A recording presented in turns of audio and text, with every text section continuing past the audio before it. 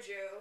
I'm the world's worst procrastinator slash nihilarian, I know. I'm sorry. But here it is now, and I've tried to make it uber duper exciting for you. So, hope you enjoy. Move that camera angle. So, let's begin. Now, you might be wondering why I've set up some Smurfs. That is a fairly good question, actually. Well, this is how the story of gay marriage originated. Now, it all started in a little town called Smurfville.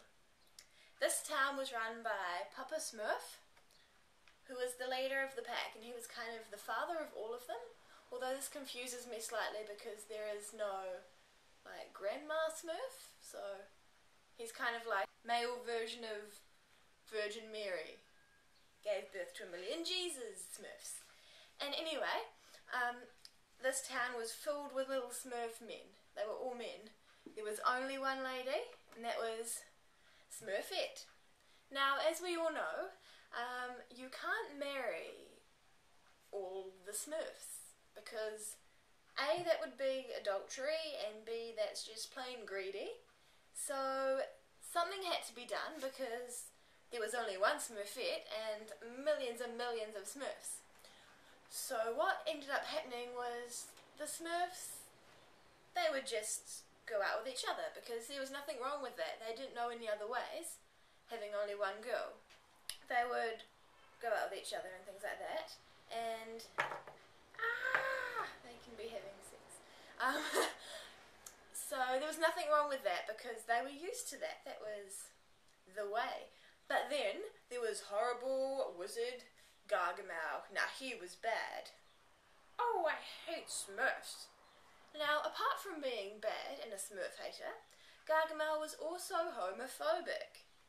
And so was his cat, Azrael. So they would always sneak into the Smurf village because they didn't like the fact that these little blue men were marrying each other, and he would try to take them back to his castle in the dark, gloomy bit that you can't see to put a spell on them to make them straight and turn some of them into Smurfette. But these Smurfs, once they found out what his plan was, they didn't like this. So these Smurfs, they would try and fight this homophobic Gargamel wizard and tell him that it's okay, which it is. So in a way, I think gay marriage is like Smurfs.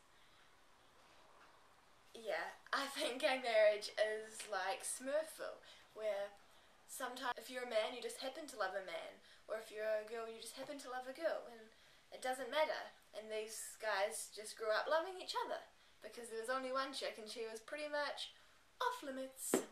Sorry, Smurfette. Okay, let's look at it realistically now, because you're like, what the hell is you doing? I know that gay marriage has been quite a big topic in the community at the moment, probably not just in New Zealand, but all over the world, whether it's going to be legal or not legal, and there's people going from both sides. I'm just going to make it clear now that I was totally for it. I don't see any problem. I love Smurfs, I love gay people. Gay's okay. I don't have a problem with that, and some homophobic people, if you are against it, sometimes they don't have a reason, but if it goes against your beliefs or your religion, then, I don't know, maybe it's time to re-look at the way you interpret the Bible, because I'm sure there are worse things than loving somebody, because in the end, isn't that all it is? So I hope these views have been kind of clear. They weren't very straightforward, been using Smurfs. But anyway, I hope this has answered your question, Beth, and your next video challenge is to make a video on bisexuality. So that's your challenge. Tally bye for now.